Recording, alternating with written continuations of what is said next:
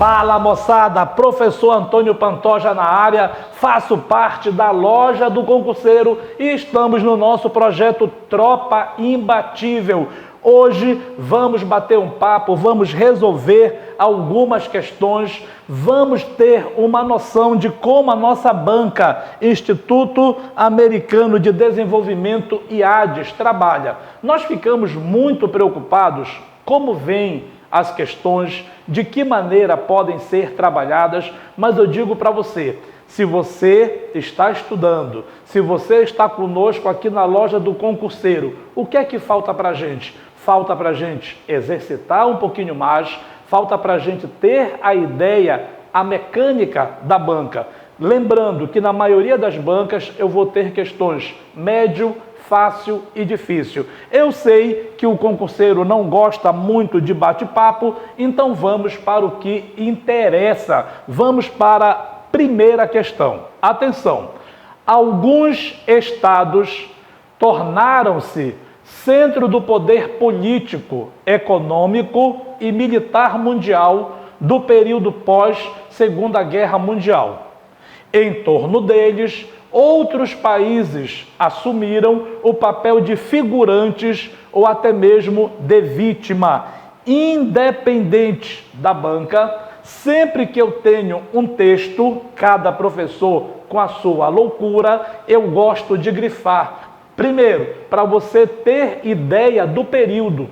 A primeira coisa que você deve fazer na sua prova é identificar em qual período nós estamos trabalhando. Então, atenção, alguns estados tornaram-se centro do poder político, econômico e mundial do período pós-Segunda Guerra. O texto está dizendo que alguns estados, ou seja, algumas nações, elas se tornaram centro do poder. Mas também ela está dizendo que algumas tiveram o papel de figurantes e outras o papel de vítima. Atenção, um dos protagonistas foram os Estados Unidos.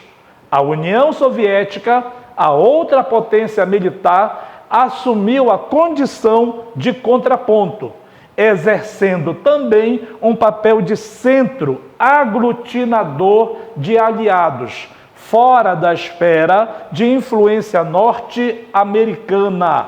Muito bem, no momento em que nós fizemos a leitura, você vai processar isso muito rápido. Lembre que o tempo da tua prova geralmente são 3 horas, e eu tenho que guardar aquele tempinho valioso para preencher aquelas bolinhas que não acabam nunca. A primeira coisa que eu tenho que lembrar, nós estamos no pós-Segunda Grande Guerra Mundial.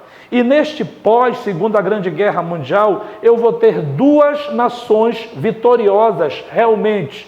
Do lado capitalista, eu tenho os Estados Unidos da América e do lado socialista, eu tenho a União Soviética. Lembrando que, no momento em que a Segunda Grande Guerra Mundial acaba, tanto Estados Unidos quanto a União Soviética são aliados. Não esquece, moço, no momento em que a guerra acaba, nós vamos ter a partilha dos bens do território. E a grande preocupação dos Estados Unidos, capitalista, é que a União Soviética simbolizava o socialismo. E a União Soviética de Stalin, ela não vai pedir licença, ela não vai pedir por favor, ela vai avançar militarmente, ela vai impor a sua mentalidade também. Então, a partir de 1946, nós vamos ter uma disputa por influência, uma disputa por território, mas uma disputa por ideologia. Um dos itens que cai e como cai nesses concursos é justamente a Guerra Fria, ok? Aí nós temos aqui IADES, CEAP, Distrito Federal. Atenção, o período pós-Segunda Guerra Mundial é conhecido como Guerra Fria.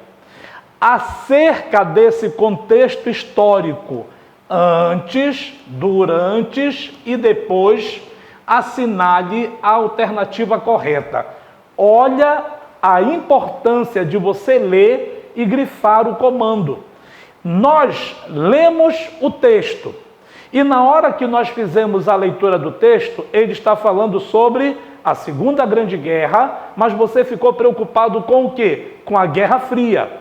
Mas o comando está dizendo o seguinte: acerca desse contexto histórico, antes é a Segunda Grande Guerra Mundial, durante e depois. Ou seja, eu posso ter itens falando sobre a atualidade. Então, eu tenho que ter uma leitura muito clara que as alternativas A, B, C, D e E, elas não vão apenas falar sobre a Guerra Fria. Tranquilo? Aí eu venho aqui para o lado, você faz aquela leiturazinha e me diz se você marcaria a alternativa A ou B. Dá aquele pause, faz a leitura e eu vou descobrir. Atenção, moço! Alternativa A. Os Estados Unidos e a União Soviética terminaram a Segunda Guerra Mundial como inimigos. Já grifou aqui. Volta. O bom da videoaula, vem conosco, Loja do Concurseiro, é que você pode voltar a hora que você quiser. Se você voltar à minha explicação, eu acabei de dizer o que para você? Quando a Segunda Grande Guerra Mundial termina, Estados Unidos e a União Soviética, Inglaterra, França, são os aliados que venceram, não são inimigos. Pós Segunda Grande Guerra Mundial, principalmente na questão da divisão e da influência sobre a Alemanha, é que nós vamos ter o distanciamento dos Estados Unidos com a União Soviética e depois nós vamos ter a rivalidade. Então, aqui eu já mato a questão. Os Estados Unidos e a União Soviética terminaram a Segunda Guerra Mundial como inimigos. Está errado.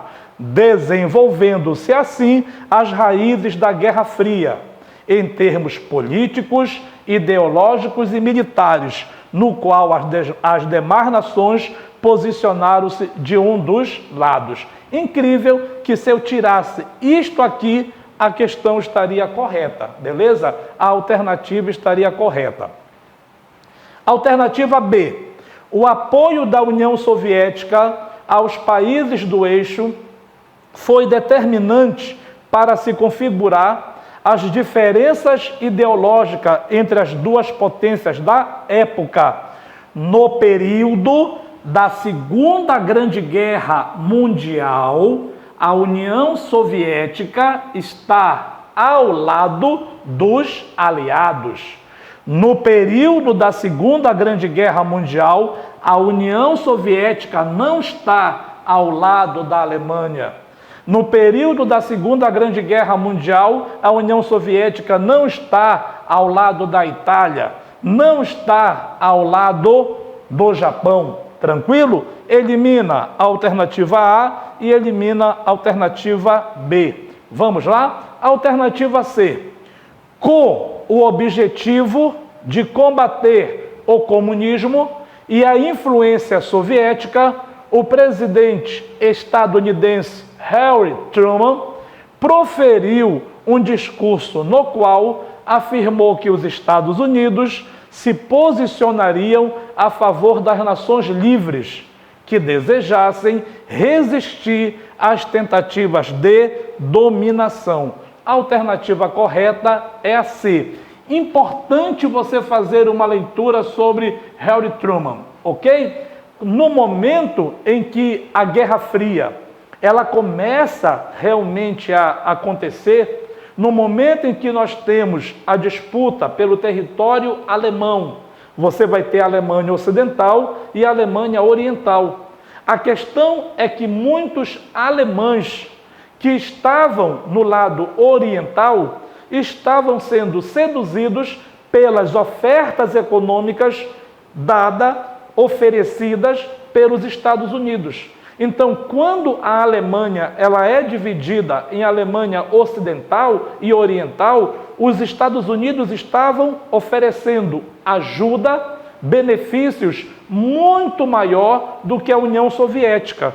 O que é que a União Soviética ela vai fazer? Ela vai começar a demarcar fronteira, nós vamos ter o arame farpado, nós vamos ter um muro cada vez maior e você vai ver que um dos símbolos, anota aí moço, dica imbatível, um dos símbolos da Guerra Fria é a divisão de um país entre quem? Entre Estados Unidos e a União Soviética. O chamado Muro da Vergonha. Importante para nós que o presidente Harry Truman é ele que vai intensificar uma campanha muito negativa em relação ao socialismo. É neste período que os Estados Unidos vão intensificar o chamado caça às bruxas. E nós vamos ter uma preocupação também dos Estados Unidos em relação a quem? Em relação à América Central e América Latina. Pantoja, por que não pode ser a D? Dá o pause, moço, vê se você consegue achar o erro aqui na D. Em 1947, o secretário de Estado George Marshall lançou o Plano Marshall, Programa de Investimentos de Recuperação Econômica para os países europeus em crise após a guerra. Atenção, na Primeira Grande Guerra Mundial, nós tivemos a destruição de fábricas, de pastos, e a Europa passou por uma crise muito grande. Os Estados Unidos, preocupados com o avanço socialista, lançaram planos emergenciais. Pós Segunda Grande Guerra Mundial, a mesma coisa vai acontecer. Pós Segunda Grande Guerra, nós vamos ter o fortalecimento dos sindicatos, nós vamos ter o exemplo da União Soviética crescendo, se desenvolvendo, e você vai ter um movimento operário crescendo no mundo. O que acontece? Os Estados Unidos precisam frear o avanço socialista. E aí você vai ter o quê? A ideia de um plano. É um plano de ajuda, é um plano de socorro. Ora, o que é que a União Soviética vai fazer? A União Soviética também vai fazer o seu plano de ajuda aos países socialistas, o Pacto de Varsóvia, ok? Em 1947, o secretário de Estado George Marshall lançou o Plano Marshall, Programa de Investimentos de Recuperação Econômica para os países europeus em crise após a guerra. Até aqui, moço, está correto. Esse oferecimento estendeu-se e foi aceito por todos. Você, concurseiro de guerra, você, concurseira de guerra, sabe que esta palavrinha bem aqui, ó, todos, já faz você tremer. Nem todos os países capitalistas, nem todos os países que faziam parte da OTAN aceitaram este apoio. Nem todos os países que não eram socialistas na Europa fizeram parte do Plano Marshall. Elimina, ok? Vamos lá? A alternativa é, dá uma lida aqui, aonde é que você encontrou o erro na E? Tranquilo? Vem comigo. A crise dos mísseis cubanos em 1961 foi um dos momentos mais agudos do período da Guerra Fria. Nesse episódio, a União Soviética descobriu mísseis estadunidenses apontados para a ilha de Cuba, promovendo um bloqueio continental e anunciando um ataque caso os Estados Unidos não desativassem seu poderio bélico. Você já sabe que nós tivemos a Revolução Cubana e no momento em que a Revolução Cubana ocorre, Cuba não estava ao lado da União Soviética. Na verdade, os Estados Unidos empurram com as suas ações autoritárias Fidel Castro, Che Guevara para a União Soviética. Os cubanos foram socorridos pela União Soviética. Acontece que a União Soviética desejava instalar mísseis na ilha de Cuba. Então, houve o quê, pessoal? Uma inversão. A União Soviética estava instalando bases para lançamento de mísseis. Os Estados Unidos descobriram e quase que o mundo vai para o espaço. Tem alguns vídeos no YouTube que é o dia que a Terra parou. Quase que a Terra realmente ela deixa de existir, porque o mundo esteve muito próximo de ter um conflito nuclear. O que eu posso dizer dessa primeira questão? É uma questão conteudista. É uma questão que eu coloco de nível médio para difícil. E isto é excelente para você que está estudando. Eu acho muito, mas muito bom quando a banca coloca questões que nós conseguimos encontrar o erro e que não dá o direito à dúvida. Tranquilo? Vem comigo, moço. Vem comigo, mocinha. Eu estou aqui para oferecer para vocês o meu produto, o produto da loja do concurseiro. Nós temos o nosso curso online, apenas R$ 293 de investimento, que você pode, moço, parcelar de quantas vezes você quiser. Entenda que este curso online, ele já está sendo adaptado para a banca, IADES. E você tem que estar ligado com o quê? O que é que nós estamos oferecendo? Videoaulas de teoria e exercício. Eu gravei aulas falando sobre a Guerra Fria, mostrando as consequências e os efeitos da Guerra Fria até para os nossos dias. O que é que o curso oferece? Apostila em PDF. Nós também vamos ter 3 testes simulados inéditos, mais 5 maratonas de exercício ao vivo. 5 maratonas de exercício ao vivo. Nós entramos ao vivo e através de um chat, eu acho bonito a palavra chat, nós vamos conversar com vocês e nós vamos tirar a dúvida de você. É muito prático, é muito bom. Você na sua casa, no seu conforto, vai ter acesso a tudo isto aqui. Lembrando que nós já estamos adaptando, lendo questões modelo IADES, ok? Vem comigo. Pantoja, a banca também trabalha com certo e errado. E eu trouxe para vocês algumas questões, certo ou errado. Estas questões são nível superior e algumas questões são bem difíceis, mas eu digo para vocês, quanto mais difícil for, melhor para você, moço, mocinha, que está estudando. Atenção, no que tange ao contexto da chamada Revolução de 30 e ao início da Era Vargas, julgue certo ou errado os itens a seguir. Qual é a preocupação que você tem que ter? No que tange ao contexto da chamada Revolução de 30 e ao início da Era Vargas, julgue os itens a seguir. Então, eu tenho alguns itens que eu tenho que julgar, certo ou errado. Esses itens, eu estou falando sobre a Revolução de 30, mas também estou falando sobre a Era Vargas, ok? Então, sempre que vier certo ou errado, é uma afirmativa.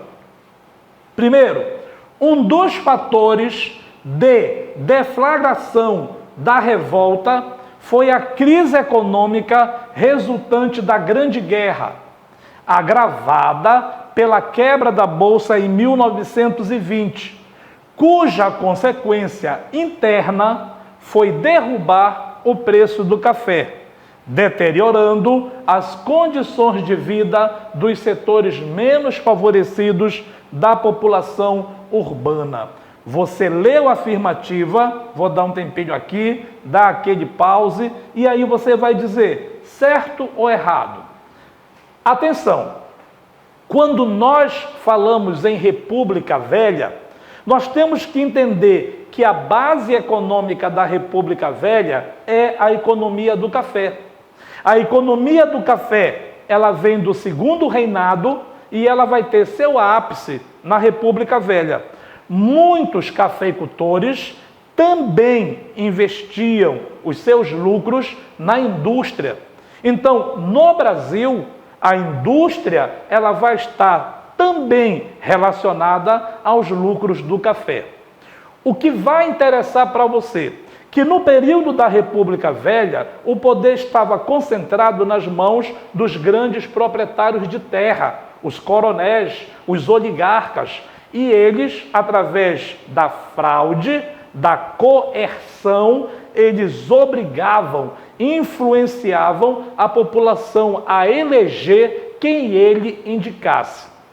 Você deve entender que por muito tempo na República Velha eu vou ter 2 estados que determinavam quem deveria ser o presidente: São Paulo e Minas Gerais. O que vai interessar para vocês? Interessa para vocês que em determinado momento da República Velha nós vamos ter uma produção de café acima do que o mercado necessitava. O Brasil está produzindo muito café e o preço está cada vez mais embaixo.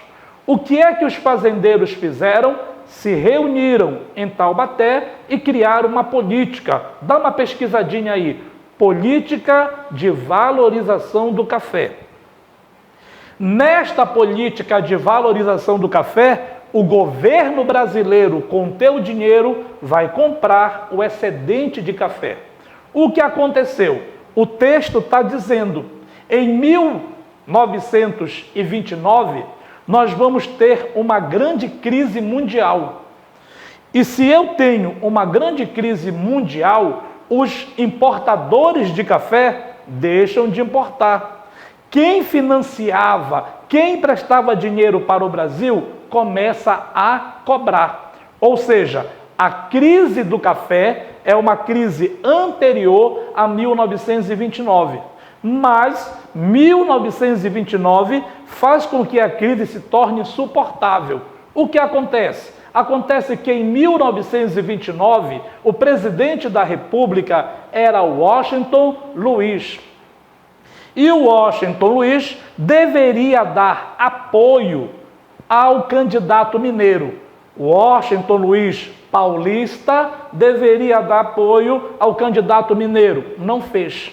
E o que é que você vai ter? Você vai ter a criação da Aliança Liberal. E nesta criação da Aliança Liberal, nós vamos ter o nosso amigo Getúlio Vargas. Lembrando que Vargas vai ter apoio dos tenentes, vai ter apoio dos empresários e vai ter apoio de algumas oligarquias. Mesmo assim, ele perde a eleição. Então, a primeira afirmação está correta. Vem para a loja do concurseiro, porque nós temos videoaulas sobre esse assunto em que eu trabalho com muita tranquilidade. Fica focado, fica suave, moço. Vem comigo. Segunda afirmação. A Aliança Liberal propôs uma série de reformas destinadas a rever os direitos sociais, como a instituição da jornada de trabalho de 8 horas, férias, direito ao voto secreto, entre outras. O grupo não recorreu às formas tradicionais de fraude eleitoral, o que se revelou um dos principais fatores da respectiva derrota nas urnas. Quando vocês forem estudar a revolta, ou golpe de 30, é importante você perceber que o projeto da Aliança Liberal é um projeto dos tenentes, é um projeto dos empresários, mas também é um projeto para chamar a população operária a apoiar. Aí você vai entender que tudo o que está sendo afirmado, atenção, até aqui está correto. A Aliança Liberal, diferente da proposta paulista, ela tem avanços na questão do voto feminino, nos direitos trabalhistas, no voto secreto, investimento à policultura. Aonde é que está o erro desta afirmação? O grupo não recorreu as formas tradicionais. Ah, eles são os mocinhos. Está errado. Dentro do projeto aqui da Aliança Liberal, nós temos também coronéis. E esses coronéis vão usar a violência, vão usar a fraude. Só que eles não foram mas tão perfeitos como o Grupo Paulista. Então, dentro da Aliança Liberal, eles recorreram sim às formas tradicionais de fraude e de coerção. Então, a afirmação número 2, ela está errada, ok? Vamos para a afirmação de número 3. A ascensão de Getúlio Vargas ao poder executivo desencadeou alterações no sistema político brasileiro, implementadas por meio de decretos. É correto destacar a criação do Ministério do Trabalho, Indústria e Comércio, a reestruturação do Exército e da educação pública, a anistia aos tenentes e o controle dos sindicatos. Leia de novo e diga certo ou errado. Nós precisamos ter uma atenção muito grande quando você faz a leitura de qualquer edital. E embora o edital ele fale sobre golpe de 30, revolução de 30, ou fale sobre o governo de Getúlio Vargas, nós temos que entender e ler o que está acontecendo lá na Europa. Falamos agora, em 1929, explode uma das maiores crises econômicas, que foi a quebra da Bolsa de Nova York, que não quebrou só a Bolsa, quebrou todo o sistema capitalista mundial. É muito, mas muito importante você entender que a mentalidade liberal, que a prática liberal, ela foi para o espaço. E aí você vai ter, anota aí, moço, uma nova tendência, que é o keynesianismo. E nessa tendência do keynesianismo é um Estado que vai propor o bem-estar social. É o Estado que vai estar preocupado com o emprego. É o Estado que vai produzir. É o Estado que vai ter indústrias. É o Estado que vai produzir emprego, que vai produzir saúde, que vai produzir educação. Getúlio Vargas, ele vai adotar essa mentalidade do bem-estar social. Então, a afirmação número 3, ela está correta.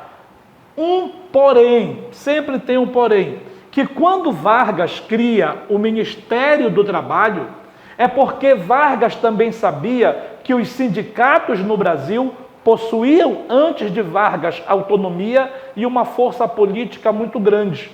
Com a criação do Ministério do Trabalho, os sindicatos, eles perdem essa autonomia. Vem para a loja do concurseiro, moço, você não erra mais, eu te garanto, questões como essa aqui. Questão de número 4. O fim da Primeira República consolidou uma aliança duradoura entre os grupos que se articularam pela deposição de Washington Luiz. A conciliação dos grupos oligárquicos e dos tenentes garantiu o sucesso do governo Vargas. Essa afirmação aqui é a afirmação que eu acho mais difícil. Dê uma pausa, faz a leitura, certo ou errado? Atenção!